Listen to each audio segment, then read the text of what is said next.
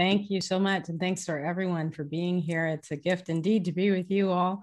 Dr. Edmonds, it's a good question. I think that this conversation is a needed one, particularly in this moment and particularly in this particular time.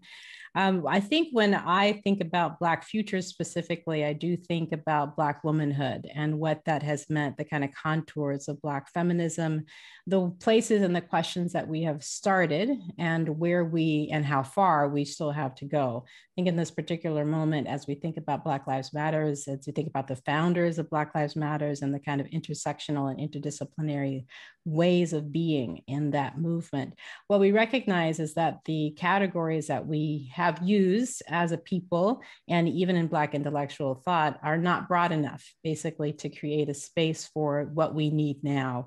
It is the case that I think we have a moment and an opportunity right now to think about Black futures in a way that necessitates us using different categories, reimagining different categories, so that the work that we do, the categories that we use, the discourse that we're having can in fact meet activists 50 to 100 years from now in a really important, valid way.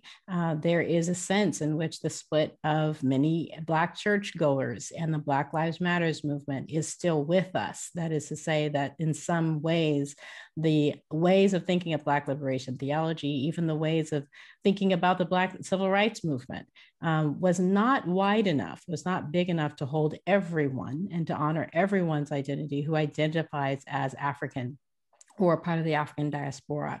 So the challenge, I think, as we think about moving forward into thinking about Black futures means what kinds of categories do we need to come up with in the study of religion and the study of Black religion and the study of African-American studies in order to create a space for the future of Black intellectual thought. And I add the thought here, recognizing that it actually may be plural, right? That there may be a very, very deep sense that the kind of interdisciplinary work that we are beginning to do now with all of the different, disciplines as you've just named earlier, they will actually be crucial for us even being able to exist together in conversation.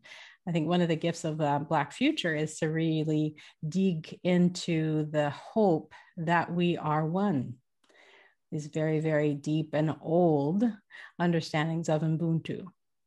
The very, very important understandings that we are one people, to be able to be one people and to have all of our people fed and well-resourced, et cetera. That too is hope for a Black future.